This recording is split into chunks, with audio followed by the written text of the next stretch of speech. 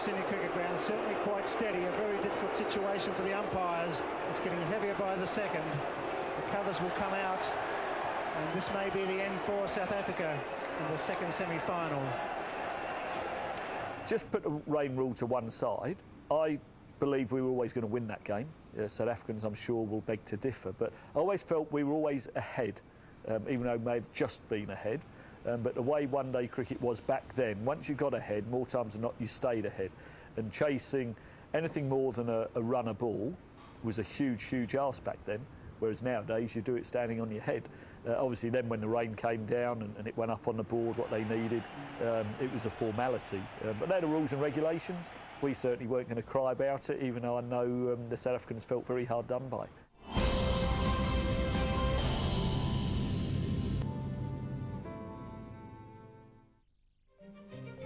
Imran Khan was about to lead his side in the 1992 World Cup final against England. The Pakistan skipper wasn't just a talented figurehead, his appeal was far-reaching. Imran Khan brought looks to the table and personality. I have never seen an international cricketer, anyone, have the same effect that Imran had on women. They just adored him. He had this look about him.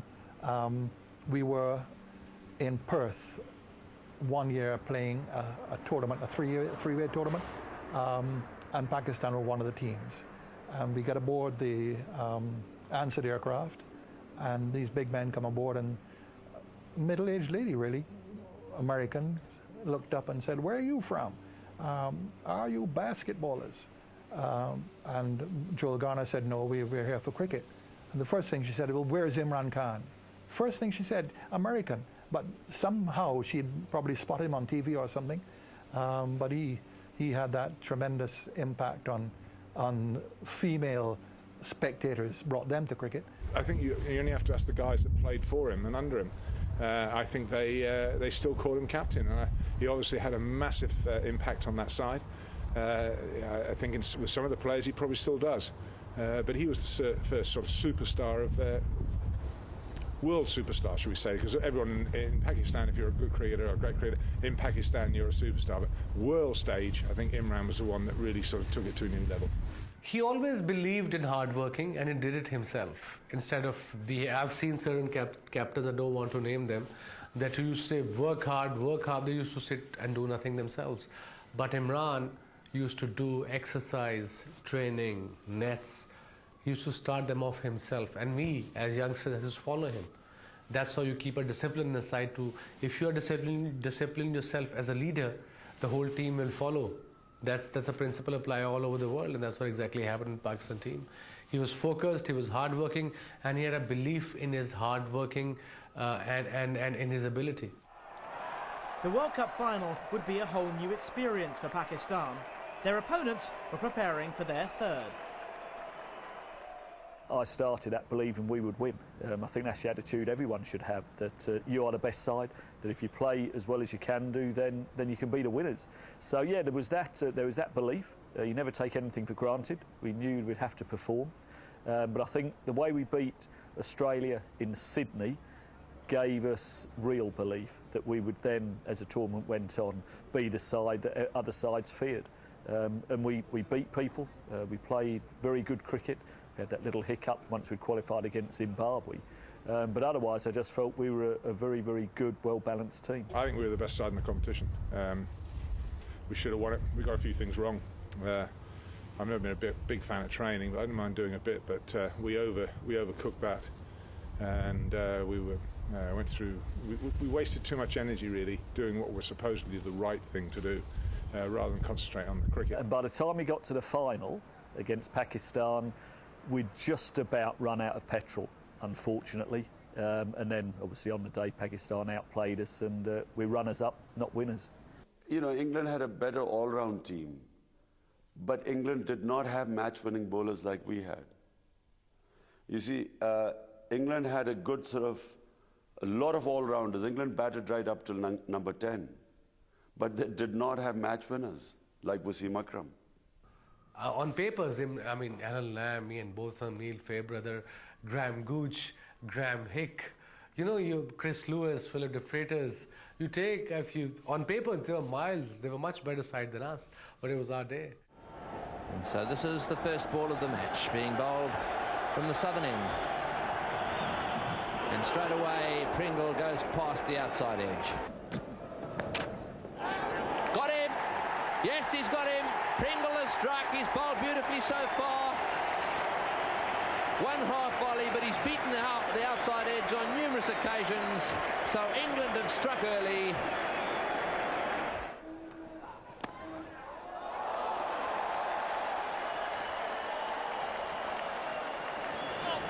Both of them diving away to his right, didn't quite make it. He's going to have to stand perhaps a little wider. Either that or take the glasses off.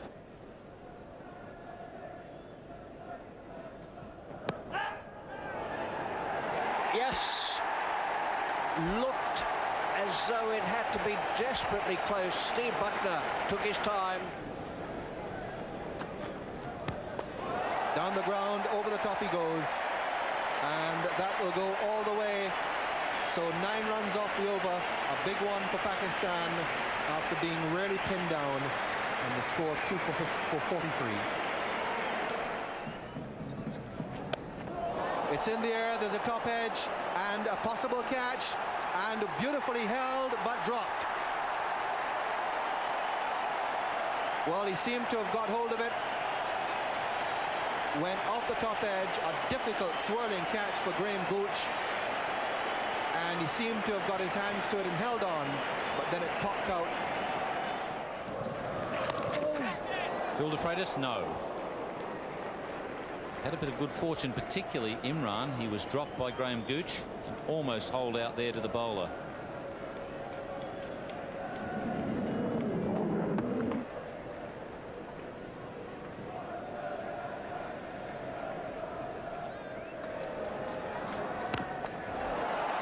Gooch, but it's way over his head and well back into the members.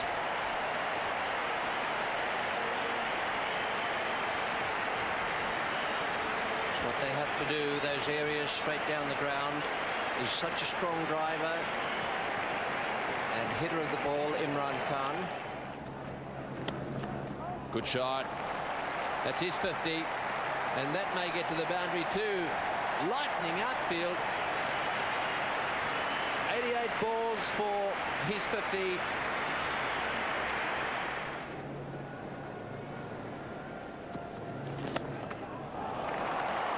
He's beaten the mid-off fielder for 4 more. That's where he found the boundary in the last over. He's repeated the shot. Imran's going. Just a well-timed off drive from Imran Khan. Down the ground and a catch straight into the hands of Illingworth at long on. And Imran, who has batted so well for his 70, finally goes. Both of them gets the wicket, and Pakistan are 4 for 197.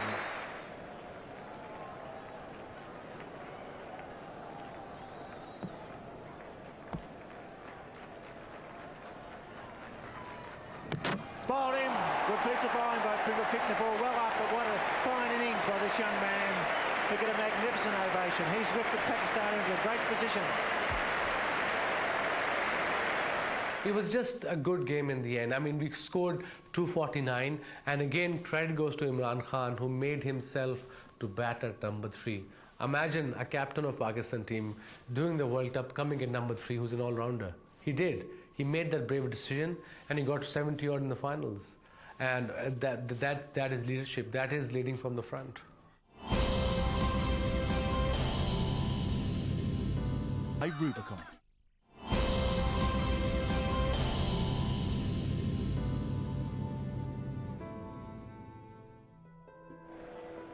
Pakistan set England 250 runs to win the 1992 World Cup. Imran Khan was once again putting his faith in his young bowling attack of Wasim Akram, Aqib Javed and the spinner Mushtaq Ahmed. Oh, that's got to be close. Wrong, he's got him. Beautiful bowling. He wasn't picking in Graham Hick, and he was plumb. Superb Superb effort by the young leg spinner. Sharp spinning wrong and plunged